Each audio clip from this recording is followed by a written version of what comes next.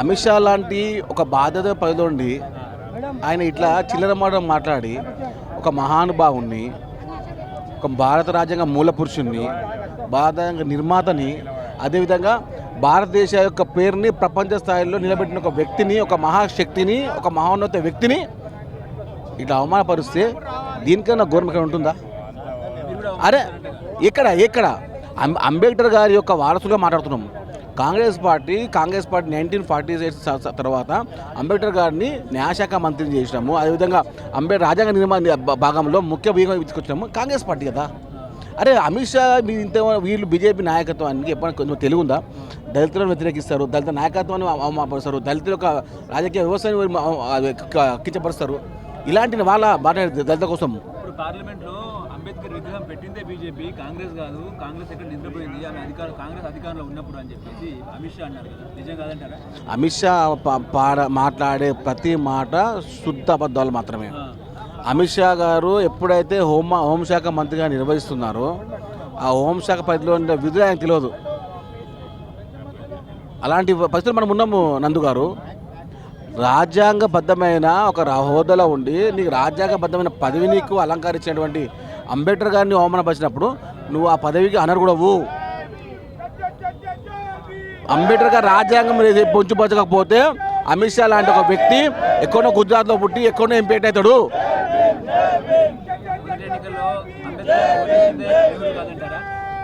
ఓడిపోయిన తర్వాత కూడా రాజ్యాంగబద్ధమైన పదవి ఇచ్చి గౌరవపరిచిన కాంగ్రెస్ పార్టీ కాదా? అరే ఇట్లా మాట్లాడతారు. అరే బీజేపీ కానీ ఆర్ఎస్ఎస్ కానీ దళితులని ఏ పక్షంలో కూడా వాళ్ళు సహించారు. వాళ్ళు దళిత నాయకత్వాన్ని, దళిత సమాజాన్ని, వాళ్ళ భవన నాయకత్వాన్ని, వారి యొక్క వ్యక్తిత్వాన్ని గౌరవించరు. ఇలాంటి దుర్మార్గం మాడతారా అంబేద్కర్ కోసం? అమిత్ షా నువ్వు మోకర్లు మొక్కినా కూడా అంబేద్కర్ గాలి కోరిక సరిపోవు. నువ్వు నీలాంటి అసమర్థులు, నీలాంటి దుర్మార్గులు, నీలాంటి వ్యక్తులు రాజ్యాంగ పరిధిలో ఉండి రాజ్యాంగ నిర్మాతని అందరి ఇప్పుడు దళితుల వర్గం కాదు, ఒక మేధావి వర్గం, భారతదేశాన్ని అతిథిస్తున్న వర్గం, మన జాతిని, మన దేశ భవిష్యత్తుని గర్వించదగ్గ పదవిలో బాధ్యత తీసుకొచ్చినటువంటి వ్యక్తి అంబేద్కర్ గారు. తెలంగాణలో డైవర్షన్ పార్టీకి చేస్తున్నారా? మాట మాట్లాడితే పుష్ప, మాట మాట్లాడితే అల్లు అర్జున్, మాట మాట్లాడితే అని చెప్తున్నారు మీరు. అరే ఇప్పుడు ఒక వ్యక్తి చెప్తున్నాడండి, తన స్థాయిలో మారదు చాలు. ఇప్పుడు ఎవరండి అల్లు అర్జున్? ఎవరు? ఆయన స్థాయి ఏంది? జాతీయ నటుడు కాదంటారా? అల్లు అర్జున్ ఒక జాతీయ నటుడు, ఒక ఐకాన్ స్టార్. మీరేమో అల్లు అర్జున్ ఏమో కించపరిచేట్టు మాట్లాడుతున్నారు, ఆయన ఇమేజ్ డామినేట్ చేస్తున్నారని కాదంటారా? అరే వాడేంది, వాళ్ళ స్థాయి ఏందండి? ఎంత వాడు?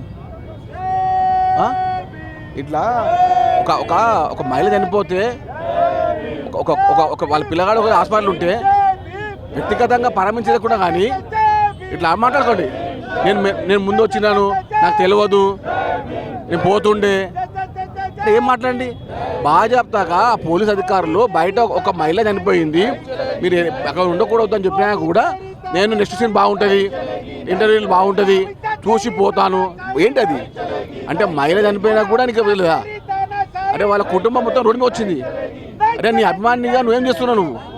నువ్వు ఐకాన్ స్టార్ ఉండొచ్చు, సూపర్ స్టార్ ఉండొచ్చు, కానీ నువ్వు మనిషి ఫస్ట్. నువ్వు మానవత్వంగా మాట్లాడు. రాజకీయం మేము చేసుకుంటాం కాదు, మీరు చేసే పని మీరు చేయండి. 6 గ్యారంటీలు ఎక్కడుంటే అల్లు అర్జున్, రుణమాఫీ ఎక్కడ అంటే పుష్ప,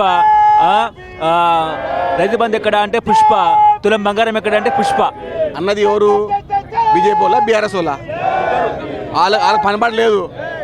5 గ్యారెంటీలు అంటే 56 గంటలు 55,000 ఉద్యోగాలు ఇచ్చినాం. 6 గ్యారెంటీలు అంటే ఇంటికి 500 బస్సు రెంట్ ఇస్తున్నాం. 6 గ్యారెంటీలు అంటే ఇంటికి 200 యూనిట్లు ఇస్తున్నాం. 6 గ్యారెంటీలు అంటే ఫ్రీ బస్ ఇస్తున్నాము. 6 గ్యారెంటీలు అంటే డిఎస్సి ఉద్యోగాలు ఇస్తున్నాం. 6 గ్యారెంటీలు అంటే గ్రూప్ ఉద్యోగాలు ఇచ్చాం. అది మా ఘనత. అంటే బీఆర్ఎస్ బీజేపీ వాళ్ళు అసలు ముక్కుల నేను వేసుకునే విధంగా పనిచేస్తున్నాం.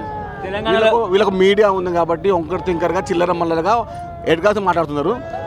మా ప్రజల మీడియా, మాకు కాంగ్రెస్ పార్టీకి ప్రజల మీడియా, ప్రజలు చూసుకుంటారు అంతా. తెలంగాణలో ఏం నడుస్తుందిరా బాబు అంటే పుష్ప 2 నిజమేనా? పుష్ప 2 అండి, పుష్ప 2 కాదు, పుష్ప 3 మాకు సంబంధం లేదండి. మీరు అహంకారంగా మాట్లాడితే మేము కూడా మాట్లాడగలుగుతాం. ఎవరు? ఈ సినిమా ఇండస్ట్రీ వాళ్ళు. ఒక వ్యవహారం ఏంటండి, దాడికి దాడికి అరే వాళ్ళు చేసుకోవాలి. వాళ్ళు ఉంటారు, వాళ్ళ శివభ్రాషులు ఉంటారు కదా, ఎవరు వాళ్ళ కుటుంబ శివభ్రాషులు లేరా? మీరు కాదా? అంటే వాళ్ళ సేవ్ రాసినండి ఓయి చేసినట్ట వాళ్ళ సేవ్ రాసినట్ట వాళ్ళు తీసుకుంటారు కదా. ఇప్పుడు మీరు ఒక్కుంటారా మీ కుటుంబానికి ఏమైతే ఒక్కుంటారా నువ్వు పోయి గల్ల పట్టుకోవు ఇంటికి దండ చేయవు. ఏం చేద్దామని అల్లు అర్జున్ ఏం చేద్దామని అసలు అలా బచ్చగాడు వాడు బచ్చగాడు వానికి మాకే సంబంధం. వాడు తప్పు చేసి జైలు పోతాడు. అల్లు రామలింగే మనోడు కదా. అయితే వాడు పీకిండా ఏమైనా ఇచ్చిండా తెలంగాణకు? తెలంగాణ రక్తం ఇచ్చిండా? తెలంగాణ సంబంధించి వెళ్ళిపో.